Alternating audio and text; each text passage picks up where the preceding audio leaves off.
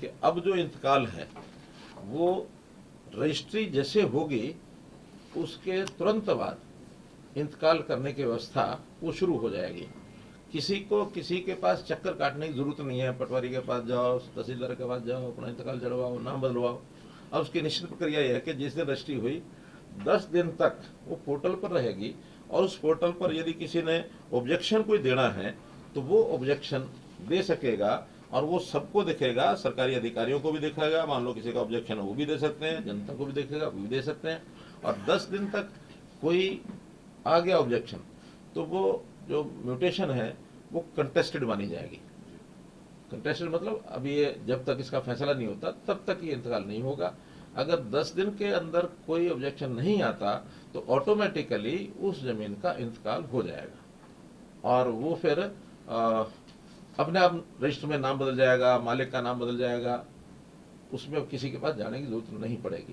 तो जैसे व्यवस्था परिवर्तन के हम काम कर रहे हैं, मैं समझता हूँ आज तक के जितने काम किए हैं उसमें सुविधाएं तो सभी में मिल रही हैं, लेकिन ये एक ऐसी सुविधा है जिसकी लोगों को बहुत बड़ी इंतजार थी।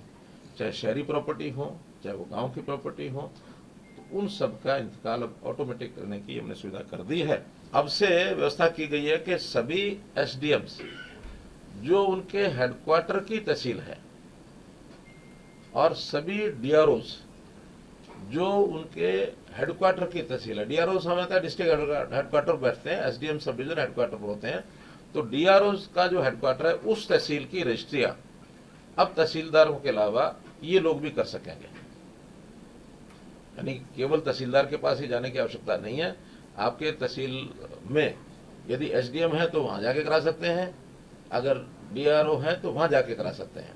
हाँ, कुछ समय के बाद हम ऐसी योजना बना रहे हैं कि इन स्थानों पर चाहे वो सब तहसील नायब तहसीलदार हो, चाहे तहसीलदार हो, चाहे डीआरओ हो और चाहे कोई भी एसडीएम हो, इनके ऑफिस में व्यवस्था करने के बाद हम पूरे जिले की रजिस्ट्री किसी भी ऑफिस में करा सकेंगे।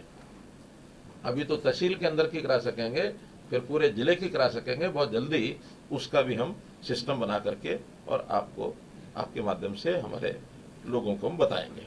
चाहे महिला हो चाहे पुरुष हो, 45 साल से लेकर 60 साल तक, यानी as soon as an unmarried person become 45, उसके बाद मंथली पेंशन का 2750 रुपया वर्तमान में वो भी हकदार हो जाएगा, बशर्ते कि उसकी इनकम 1,80,000 रुपये तक ही है। अब ये सिर्फ जो बीपीएल परिवार हैं उनके अनमैरिड लोग, चाहे महिला हो चाहे पुरुष हो, 45 से 60 की 2750 रुपये की पेंशन उनको मिला करेगी।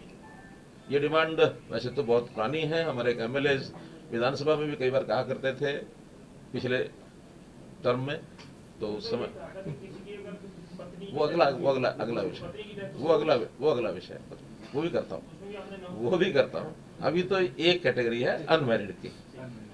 अब दूसरी कैटेगरी है कि जो विधुर क्या बोलते हैं, विडोवर, विधवा महिला होती है, विधुर पुरुष होता है।